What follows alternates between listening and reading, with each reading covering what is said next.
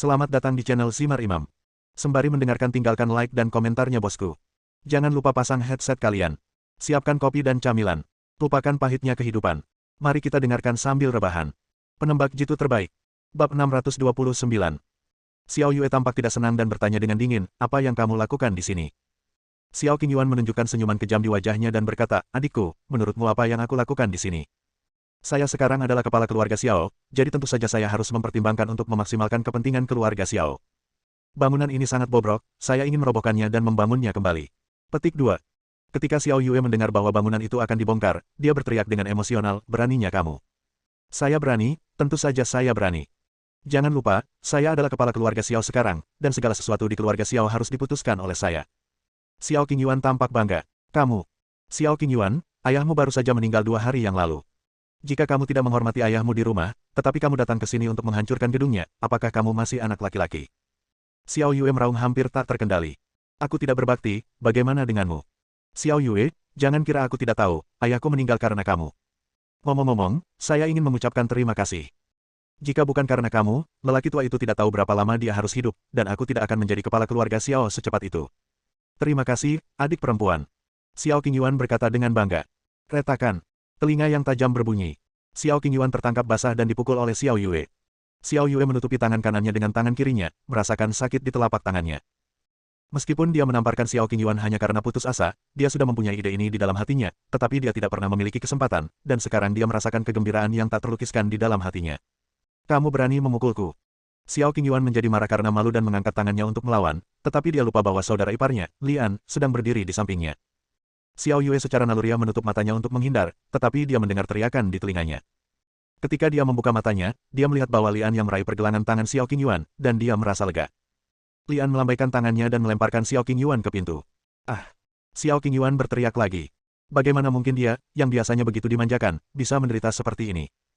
Dia berteriak dengan keras, apakah kalian semua buta? Datang dan pukul aku. Aku akan bertanggung jawab atas nyawa yang hilang. Bagaimanapun, Xiao Yue adalah wanita tertua dari keluarga Xiao, dan Lian adalah menantu dari keluarga Xiao. Bahkan jika Xiao Qingyuan mengatakannya, para pengawal tidak akan berani menembak. Hanya dengan menggunakan tinju mereka, orang-orang ini bukanlah tandingan Lian. Dalam sekejap mata, mereka tergeletak di tanah sambil berguling-guling seperti Xiao Qingyuan. Xiao Qingyuan kemudian teringat bahwa Lian pandai bertarung dan pernah mengalahkan Dong Xinming dengan satu pukulan. Melihat Lian datang, Xiao Qingyuan gemetar dan berteriak, apa yang ingin kamu lakukan? Sudah kubilang, jangan main-main. Aku saudaramu. Aduh. Lian meludahi wajah Xiao Qingyuan. Jika bukan karena Xiao Yue, dia pasti ingin membunuh orang ini. Gulungan. Xiao Qingyuan berjuang untuk bangkit dari tanah seolah-olah dia telah diberikan amnesti, dan berlari sambil berguling-guling dan merangkak. Penjaga keamanan tidak bodoh dan langsung menyelinap keluar. Tunggu saja aku. Aku adalah kepala keluarga Xiao. Jika ku bilang hancurkan, gedung ini akan dibongkar. Mendengar kata-kata Xiao Qingyuan, Xiao Yue sedikit bergoyang dan merasakan sakit yang menyengat di hatinya. Yue. Lian buru-buru membantu Xiao Yue duduk dan menghibur, jangan khawatir, aku tidak akan pernah membiarkan dia menghancurkan gedung itu. Xiao Yue memaksakan senyum dan berkata pada Lian, terima kasih. Lian berpikir sejenak dan berkata, Yue, aku tidak mengkhawatirkan Xiao Qingyuan, tapi aku khawatir berita bahwa kita ada di sini akan terungkap ketika dia pergi. Lebih baik pergi dari sini secepat mungkin. Xiao Yue berpikir sejenak dan mengangguk tak berdaya. Terserah kamu. Semua orang baru saja mengemasi barang-barang mereka, mengambil senjata dan perlengkapan mereka, dan hendak pergi ketika mereka mendengar 3 suara, dong dong dong, dan seseorang mengetuk pintu di luar. Bukan anak itu lagi, kan? Aku tidak bisa membiarkan dia pergi dengan mudah kali ini, aku harus mematahkan kakinya. John berteriak dan membuka pintu. Dia mengangkat tinjunya tetapi tidak bisa menurunkannya untuk waktu yang lama. Akhirnya, suaranya bergetar dan dia berteriak. Tua, bos. John bertubuh tinggi dan memblokir pintu sehingga tidak ada yang bisa melihat apa yang terjadi di luar. Mendengar teriakan itu, Lian dan yang lainnya menyadari ada yang tidak beres, dan masing-masing mengeluarkan senjatanya.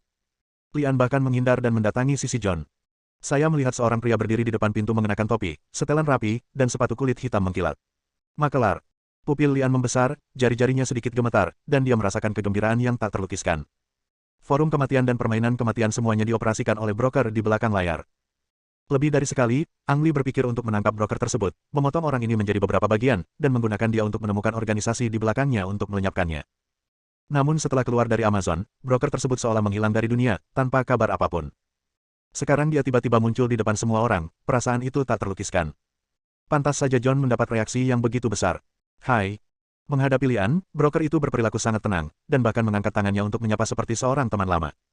John, keluar dan lihatlah, perintah Lian dengan dingin. John menganggukkan keningnya sedikit dan melewati broker itu. Sebelum John kembali, Lian memandang broker itu seperti ini, dan tidak ada yang mengucapkan sepatah kata pun. Setelah beberapa saat, John kembali, mengangguk ke Lian dan berkata, dia seharusnya menjadi satu-satunya. Datang. Kalimat inilah yang diutarakan Ang Li kepada sang broker. Broker itu tersenyum dan masuk ke dalam rumah. John menutup pintu dan tetap di luar untuk berjaga-jaga. Melihat broker dengan sikap tenang, Lian diam-diam menghunus pisau lempar dan bertanya dengan suara rendah, apakah kamu tidak takut aku akan membunuhmu? Takut. Broker itu berbicara, tetapi tidak ada rasa takut dalam ekspresinya. Dia menunjuk ke arah Xiao Yue dan berkata, namun, aku di sini untuk menemukannya kali ini. Aku yakin dia tidak akan membiarkanmu membunuhku. Xiao Yue. Lian mengalihkan perhatiannya ke Xiao Yue. Terlihat dari ekspresi bingung Xiao Yue bahwa ini pertama kalinya dia melihat broker itu dan dia penasaran dengan apa yang diinginkan broker itu darinya. Nona Xiao Yue, putri tertua dari keluarga Xiao, mohon jangan terlalu gugup. Saya di sini untuk membacakan surat wasiat untuk Anda. Broker itu menyembunyikan senyumnya dan berkata dengan serius. Lian tampak sedikit terkejut, dan kemudian berpikir bahwa surat wasiat ini pasti ditinggalkan oleh Xiao Yuanshan, dan mau tidak mau bertanya, apa hubunganmu dengan Xiao Yuanshan? Saya pengacaranya. Broker itu tersenyum tipis dan berkata, jangan lupa bahwa saya adalah perantara. Selama ada yang membayar, saya akan melakukan bisnis apapun. Di mana surat wasiatnya? Xiao Yue bertanya. Jika sebelumnya, Xiao Yue tidak akan pernah menginginkan apapun dari keluarga Xiao. Berbeda sekarang. Setelah kehilangan segalanya, dia berharap mendapat rezeki emosional. Broker mengeluarkan amplop tersegel dari tangannya, membukanya dengan tenang di depan semua orang, dan membaca. Putriku Xiao Yue, ketika kamu membaca surat ini, itu berarti ayahmu sudah tidak hidup lagi, dan sekarang kamu akan menjadi umum. Karma pahala spiritual diserahkan kepada Anda. Jangan khawatir, koran Sanling bukan bagian dari properti keluarga Xiao, Anda dapat menerimanya dengan senang hati. Setelah jeda sebentar, broker itu menatap Xiao Yue dan berkata, sudah berakhir. Bab 630. Apakah ada yang masih membaca koran saat ini? Sekarang adalah era ledakan internet. Segala jenis informasi menyerang internet secara besar-besaran, menyebabkan industri informasi kertas terus menyusut. Banyak pemimpin media menghilang tanpa disadari. Terlebih lagi, surat kabar Sanling tidak memiliki nama. Lian merasa Xiao Yuanshan sama sekali tidak tulus. Bahkan jika bajingan Xiao Qingyuan itu tahu bahwa ada properti seperti itu, dia mungkin tidak akan menyukainya. Xiao Yue tidak pilih-pilih. Setelah berterima kasih kepada broker, dia mengambil surat wasiat itu dan melihatnya. Dilihat dari tanda tangannya, itu memang ditulis oleh ayahnya Xiao Yuanshan, jadi tidak ada keraguan tentang surat wasiat ini. Apa maksudnya jika dikatakan itu bukan milik keluarga Xiao? Xiao Yue mengamati detailnya dengan cermat dan menemukan hal yang mencurigakan untuk ditanyakan. Broker tersebut menjelaskan, tepatnya, surat kabar Sanling didirikan oleh ibumu. Setelah kematiannya, surat kabar tersebut dikelola oleh ayahmu. Yang kamu warisi sekarang hanyalah warisan ibumu. Ibu. Tubuh Xiao Yue bergerak sedikit, tapi sebenarnya dia hanya memiliki sedikit kesan tentang ibunya di benaknya. Dia hanya secara tidak sadar percaya bahwa kematian ibunya adalah karena ayahnya. Setelah mengetahui bahwa koran Sanling adalah warisan ibunya, Xiao Yue menjadi semakin sentimental terhadapnya. Jika kamu bersedia, aku bisa membawamu ke koran Sanling sekarang untuk melihatnya. Kata broker itu, melihat sekeliling, lalu melanjutkan. Saya pikir Anda khawatir tentang tempat tinggal. Industri surat kabar Sanling adalah tempat yang baik untuk dikunjungi. Semua orang benar-benar bingung kemana harus pergi. Tidak ada tempat tinggal, tapi Lian tidak bisa mempercayai brokernya. Setelah memikirkannya, Lian masih berkata kepada Xiao Yue, karena ibumu menyerahkannya padamu, sebaiknya pergi ke sana dan melihat-lihat. Xiao Yue mengangguk setuju. Lian dan yang lainnya semuanya menyamar, jadi mereka tidak perlu khawatir dikenali, jadi mereka mengikuti broker itu ke dalam bus. Bos, selama kamu mengucapkan sepatah kata pun, aku akan memenggal kepala anak itu sekarang. John berbisik di telinga Lian. Lian bahkan lebih membenci broker itu, tapi dia masih bisa menahan amarahnya. Dia menggelengkan kepalanya dan berkata, mari kita lihat trik apa yang dia mainkan terlebih dahulu. Setelah jeda sebentar, dia terus berbicara. Jangan tinggalkan sisi Xiao Yue, lindungi dia. John mengangguk, dan Lian serta Lian berdiri di kedua sisi Xiao Yue untuk mencegahnya teralihkan. Setelah hanya 2 pemberhentian, broker tersebut turun dari bus bersama Lian dan rombongannya, lalu melihat ke gedung di seberang jalan dan berkata, kami sudah sampai. Tempat ini terletak di pusat kota dan merupakan kawasan paling makmur di Los Angeles. Tidak berlebihan jika dikatakan bahwa setiap jengkal tanah sangatlah berharga. Akankah surat kabar Sanling mempunyai industri di sini? Dikelilingi gedung pencakar langit, saya mengira perusahaan surat kabar Sanling hanya bisa menyewa kantor di salah satu gedung, dan itu adalah perusahaan kulit.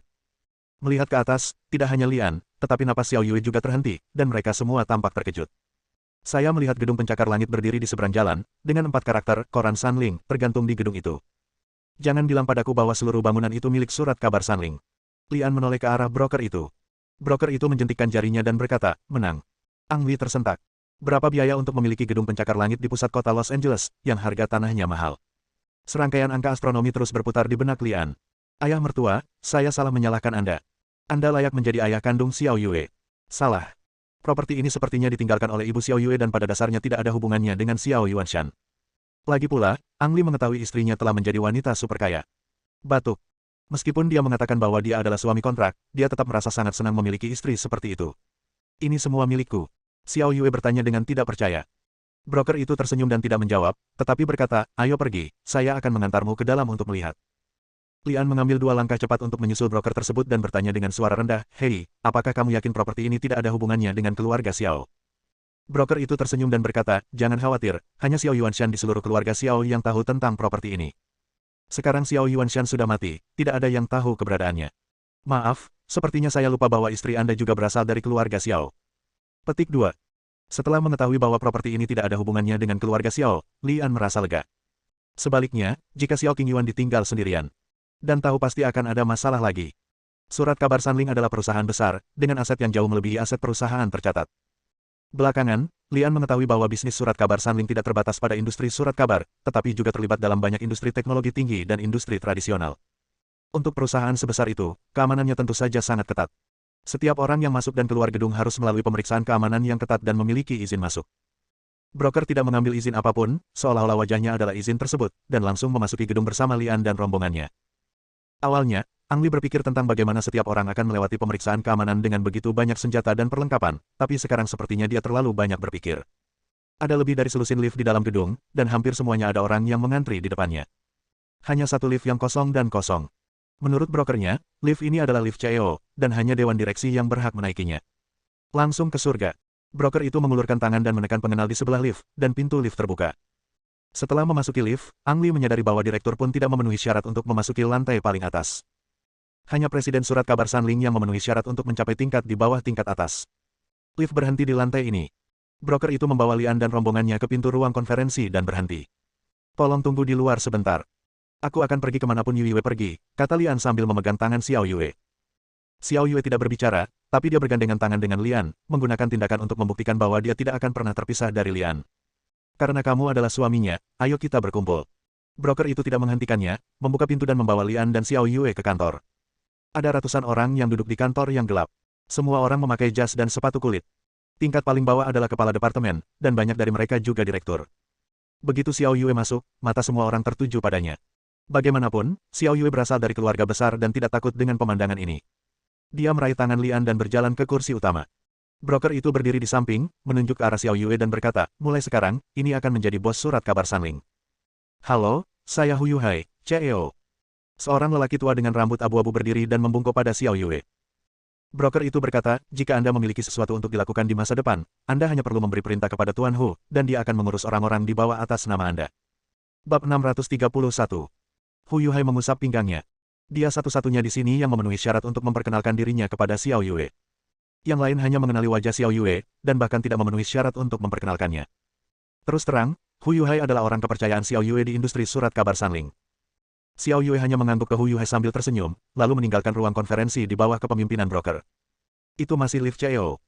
Setelah Xiao Yue menekan telapak tangannya pada pengenal, dia mendapatkan kekuatan untuk terus naik. Seluruh bagian atas adalah domain pribadi Xiao Yue. Bahkan Hu Yuhai tidak memenuhi syarat untuk datang ke sini dan harus dihubungi melalui telepon. Ruang belajar, ruang kopi, ruang film, bar lagu, pusat kebugaran, kolam renang. Dan semua proyek hiburan yang bisa dibayangkan dapat ditemukan di sini. Inilah kehidupan orang-orang kaya. Sejak fasilitas di lantai ini dibangun, Lian dan yang lainnya adalah tamu pertama di sini, dan bahkan para broker belum pernah ke sini. Broker itu sepertinya tidak tertarik sama sekali dengan hiburan ini. Dia berdiri di pintu masuk lift dan menunggu Lian dan rombongannya sampai Lian dan yang lainnya mengunjungi semua ruangan. Jika Anda punya waktu, saya dapat mengajak Anda melihat ke dalam industri surat kabar Sanling. Lingkaran dalam, apa maksudmu? Xiao Yue bertanya dengan bingung. Broker tersebut menjelaskan, termasuk semua yang Anda lihat di sini, ini milik area pinggiran industri surat kabar Sanling. Area luar hanya perlu diurus oleh Hu Yuhai. Yang benar-benar perlu Anda jaga adalah area dalam. Petik 2. Jangan sok dan bicaralah dengan jelas. Lian berdiri di samping Xiao Yue dan berkata. Broker melanjutkan, sederhananya, industri koran Sanling hanyalah mantel yang digunakan untuk menyamarkannya. Ada area jiwa yang mendukung industri koran Sanling, yang juga bisa dikatakan sebagai intinya. Itu adalah koran Sanling Industri. Alasan sebenarnya mengapa karma ada. Bagaimana cara mengatakannya? Saya pikir akan lebih baik bagi Anda untuk mengikuti saya dan melihatnya sendiri. Xiao Yue mendengarkan seolah-olah dia berada dalam kabut, dan hanya menebak bahwa industri surat kabar Sanling tidak sesederhana yang dia kira. Pimpin jalan. Lian sudah memerintahkan. Saya harus meminta Anda untuk membuka pintu lift, kata broker itu. Setelah mengidentifikasi sidik jari Xiao Yue, pintu lift terbuka. Kali ini sang broker tidak membiarkan liftnya turun, melainkan menatap cermin yang tampak biasa saja di dalam lift. Lampu merah menyala melalui cermin, memverifikasi penutup mata broker. Kemudian permukaan cermin berfluktuasi seperti riak air, terbelah menjadi dua dan terbuka dari tengah, ternyata sebuah pintu besar. Tempat yang akan saya bawa Anda selanjutnya adalah kawasan inti industri surat kabar Sanling. Bahkan Hu Yuesan hanya mendengar tentang kawasan ini tetapi belum pernah ke sana. Broker itu berbalik dan berbicara. Setelah selesai berbicara, dia memimpin dan berjalan melewati pintu kaca. Di belakang pintu ada lift lain, yang mengarah langsung ke tempat yang menurut broker adalah area inti. Ketika Lian dan yang lainnya masuk, pintu kaca itu tertutup secara otomatis dan kembali ke keadaan semula. Lift hanya memiliki dua tombol, atas dan bawah, tanpa jeda di antaranya. Lift mengarah langsung ke puncak gedung dan area inti surat kabar Sanling. Saat lift sedang berjalan, Lian bertanya dengan rasa ingin tahu, apakah hanya ada satu cara untuk memasuki area inti. Tentu saja tidak. Broker itu menggelengkan kepalanya dan menjelaskan. Orang-orang di area inti juga dibagi menjadi beberapa tingkatan, dan orang-orang dari tingkatan yang berbeda dapat masuk melalui jalur yang berbeda. Orang tingkat rendah tidak dapat menggunakan saluran tingkat tinggi. Saya hanya berhak menggunakan lift ini satu kali. Jika saya ingin lift ini beroperasi kembali, saya harus mendapatkan izin dari Xiao Yue. Petik 2. Penilaian yang ketat seperti itu membuat apa yang disebut sebagai area inti menjadi semakin misterius. Lift berjalan sangat cepat tetapi sangat stabil, hanya membutuhkan waktu sekitar 30 detik dari awal hingga berhenti.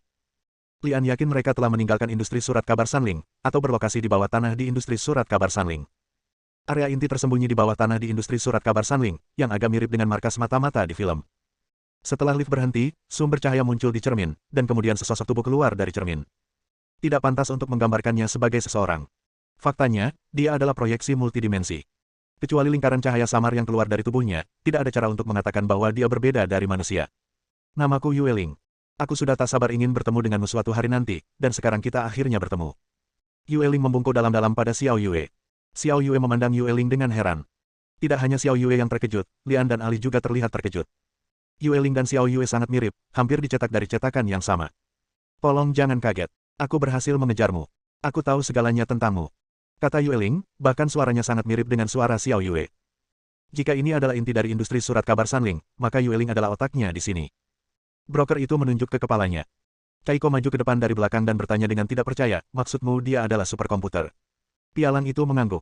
Kaizi mengulurkan tangannya dan menyentuh Yueling tanpa bisa dijelaskan, dan jari-jarinya melewati tubuh Yueling, menyebabkan kekosongan bergetar. Saya lebih suka mengatakan itu adalah tubuh spiritual.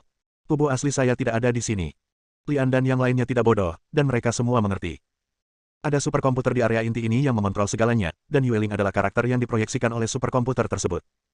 Daripada mengatakan bahwa setiap orang berkomunikasi dengan proyeksi, lebih baik dikatakan bahwa kita berkomunikasi langsung dengan superkomputer. Apakah teknologi komputer menjadi begitu cerdas? Silakan ikut dengan saya. Selanjutnya, saya akan menjadi pemandu wisata Anda dan memperkenalkan Anda pada semua yang ada di sini. Yueling berbalik dan berkata. Kemunculan Yueling telah diramalkan, dan saat pintu lift terbuka, semuanya semakin terkonfirmasi. Keluar dari lift seperti memasuki dunia masa depan, di mana terdapat banyak hal baru yang belum pernah dilihat semua orang sebelumnya. Bagaimana cara mengatakannya? Siapapun yang pernah menonton film Mata-Mata pasti tahu 007, dan tempat ini lebih bersifat fiksi ilmiah daripada markas agen rahasia tempat 007 berada. Tidak heran jika broker mengatakan bahwa ini adalah inti dan jiwa dari industri surat kabar Sanling. Barang apapun yang diteliti di sini akan menjadi produk laris selama berabad-abad. Tentu saja, dunia luar tidak mengetahui keberadaan tempat ini, dan barang-barang yang diteliti di sini juga akan dijual sebagai koran Sanling, dan dananya akan digunakan untuk meneliti teknologi yang lebih maju. Singkatnya, ini adalah dunia fiksi ilmiah bawah tanah. Ada ratusan orang yang bekerja di sini, dan semuanya adalah sosok setingkat jenius. Bahkan ada beberapa elit teknologi yang telah mati di dunia luar, dan mereka bahkan muncul di sini. Sulit membayangkan bagaimana Xiao Yuanshan atau Ibu Xiao Yue berhasil memenangkan hati begitu banyak orang jenius. Antusiasme para jenius terhadap teknologi masa depan. Bab 632. Sekarang saya akan mengajak Anda menemui beberapa tamu. Yueling memimpin semua orang berkeliling dan berhenti di depan pintu putih. Tamu. Xiao Yue berbalik dan menatap broker itu dengan curiga. Broker itu menjelaskan, Anda akan tahu kapan Anda masuk dan melihatnya. Ada banyak kenalan Anda di dalam. Karena penasaran, Xiao Yue mengangguk pada Yueling. Karena Yueling awalnya mengendalikan superkomputer di sini, dia tidak melihat gerakan apapun, dan pintu putih terbuka dengan sendirinya. Dilihat dari desain dalamnya, seharusnya mirip dengan ruang konferensi. Warna-warnanya yang monoton membuatnya kurang emosional. Ada lebih dari 20 pria dan wanita tua berambut putih duduk di ruangan itu, berkumpul dalam kelompok kecil untuk mendiskusikan suatu masalah. Setelah mendengar suaranya, orang-orang ini secara naluriah menghentikan diskusi mereka dan menoleh. Melihat Yue Ling, mata mereka berbinar gembira. Segera setelah melihat Xiao Yue, ekspresi semua orang sedikit terkejut, dan kemudian mereka menunjukkan ekspresi terima kasih yang antusias. Anda pasti Profesor Xiao Yue Xiao, kan? Nama saya Hasid, dan saya adalah teman lama Dokter Samir. Saya telah mendengar dia menyebut Anda sebagai murid favoritnya lebih dari sekali. Profesor Xiao, terima kasih atas semua yang telah Anda lakukan untuk kami. Terima kasih banyak. Orang-orang mengucapkan kata-kata terima kasih, tapi Xiao Yue tampak bingung. Dia hanya tampak terkejut saat melihat wajah-wajah tua itu. Dokter Susan, Dokter Madelon, Dokter Guhan. Lian tidak mengenali siapapun di ruangan itu, tetapi ketika dia mendengar nama Xiao Yue dipanggil, dia merasa nama itu terdengar familiar dan menoleh ke arah Kaizi. Kaizi mengangguk dan berbisik, mereka semua ada dalam daftar itu. Lian akan menyadari bahwa orang-orang ini ada dalam daftar pembunuhan itu. Ada lusinan orang dalam daftar, sebagian besar dibunuh dan sisanya hilang. Pada awalnya, Lian juga mengkhawatirkan keselamatan orang-orang ini, mengira mereka dibunuh oleh pembunuh dengan cara yang sangat rahasia, tetapi dia tidak menyangka mereka semua ada di sini. Apa yang terjadi? Lian memandang broker itu. Broker itu berkata sambil tersenyum, saya membawanya ke sini atas nama Xiao Yue, saya harap Anda tidak keberatan. Pikiran. Tentu saja saya tidak akan keberatan. Bahkan jika Lian tidak mengenal orang-orang ini, dia tahu bahwa orang-orang ini adalah ahli sejati di bidang tertentu dan jenius di antara para jenius. Jika mereka mati, bukan hanya kerugian negara tertentu, tapi juga kerugian global. Sekarang mereka semua ada di sini, itu berarti mereka telah diselamatkan. Xiao Yue tidak akan menyalahkan broker karena melakukan ini atas namanya sendiri, tapi sangat bersyukur dia bisa menyelamatkan orang-orang ini. Setelah berbasa-basi sebentar, sebuah pertanyaan praktis muncul di hadapan kita, bagaimana mengatur para ahli ini. Profesor Xiao, bolehkah saya bekerja untuk Anda? Seorang lelaki tua dengan rambut tipis dan penampilan agak kusam mendatangi Xiao Yue dan menggosok kedua tangannya. Bekerja untukku. Xiao Yue sedikit terkejut. Orang tua itu menjelaskan, kami sudah beberapa hari berada di sini dan sangat tertarik dengan beberapa hal dan penelitian di sini. Bukan hanya saya, banyak orang di sini yang ingin tinggal dan mengikuti penelitian tersebut. Lian baru saja mengunjungi kawasan inti bawah tanah ini sebentar dan mengetahui bahwa keberadaannya tidak terbatas pada penelitian ilmu pengetahuan dan teknologi, tetapi juga memiliki bidang penelitian yang sesuai dalam banyak aspek seperti biologi, sastra kuno, astronomi, geologi, dan lainnya. Dengan bantuan teknologi ultramodern, penelitian dalam segala aspek harus melampaui pencapaian dunia sekuler. Kata sekuler tidak keluar dari mulut Lian, tapi dari Yue Ling. Yue Ling menyebut kawasan inti bawah tanah ini sebagai kota bawah tanah, dan kawasan di luar kota bawah tanah secara kolektif disebut kawasan sekuler. Mendengar sebutan seperti itu, Lian pernah bertanya-tanya apakah ini adalah dunia peri. Bisa dipastikan tempat ini pastinya bukan negeri dongeng dalam pengertian tradisional. Tak bisa dipungkiri, keberadaan di sini memang sangat berbeda dengan di luar. Orang-orang di ruangan ini semuanya ahli di bidang tertentu. Mereka telah mengabdikan hidup mereka untuk mengejar kebenaran mereka sendiri di bidangnya masing-masing. Datang ke sini seperti pria gemuk kecil lapar yang jatuh ke tumpukan nasi. Bagaimana dia bisa pergi? Profesor Xiao, bukan karena kami ingin bergantung pada Anda, ini karena kami tidak punya tempat tujuan. Anda tahu, ada orang di luar sana yang ingin membunuh kita. Jika kita pergi dari sini, kita mungkin tidak akan melihat matahari besok. Petik 2. Ya, Profesor Xiao, mohon jangan khawatir. Anda hanya perlu mengizinkan kami melakukan penelitian. Kami tidak akan meminta kompensasi apapun. Ya, kami semua membawa beberapa perbekalan, dan kami bahkan dapat menyumbangkan perbekalan ini kepada Anda. Agar tetap bertahan, orang-orang tua ini mulai memainkan kartu rasa sakit dan kartu uang. Xiao Yue sedikit bingung. Orang-orang di depannya ini semuanya adalah senior yang sangat dia hormati. Tentu saja, dia tidak akan mengusir orang-orang ini untuk mati. Meninggalkan semua orang ini saja. Xiao Yue merasa sedikit tidak mampu mengambil keputusan. Bisakah mereka tetap di sini? Xiao Yue memandang Yue Ling dengan sedikit memohon. Yue Ling berkata dengan wajah serius, tempat ini milikmu. Kamu akan menjadi tuan di sini mulai sekarang. Segala sesuatu di sini diputuskan olehmu. Ini untuk memberi kekuatan pada Xiao Yue. Meskipun Xiao Yue tahu sejak awal bahwa dia telah mendapatkan surat wasiat dan menjadi pemilik tempat ini, masih sulit baginya untuk terbiasa memiliki kekuatan sebesar itu sekaligus. Dalam hal ini, kalian semua bisa tinggal. Tentu saja, jika Anda ingin pergi sekarang atau suatu saat nanti, saya tidak akan menghentikan Anda. Xiao Yue berbalik dan berkhotbah kepada semua orang. Semua orang sekali lagi mengungkapkan rasa terima kasih mereka kepada Xiao Yue. Tentu saja, Ang Li tidak mengajukan keberatan apapun. Lagi pula, orang yang benar-benar mengambil keputusan di sini adalah Xiao Yue, dan orang-orang ini muncul di daftar berburu bersama Xiao Yue, jadi entah bagaimana mereka terhubung. Perlindungan bagi mereka sebenarnya adalah perlindungan Xiao Yue dan membantu mengetahui kebenaran masalah tersebut. Apakah hanya untuk menutupi keberadaan alien? Ang Li tidak melihatnya seperti itu. Meski orang-orang ini berkomitmen untuk membuktikan keberadaan peradaban alien, lalu kenapa? Banyak sekali orang di dunia ini yang percaya bahwa ada alien dan peradaban alien. Bahkan anak berusia 3 tahun pun bisa membayangkan keberadaan alien. Mungkinkah membunuh semua orang yang memiliki pemikiran seperti itu? Tentu saja itu tidak mungkin. Percaya bahwa peradaban luar bumi ada hanyalah salah satu kesamaan yang dimiliki orang-orang ini. Pasti ada hubungan di antara mereka yang menyebabkan musuh ingin membunuh mereka. Lian harus mencari tahu dan menyelesaikan masalahnya.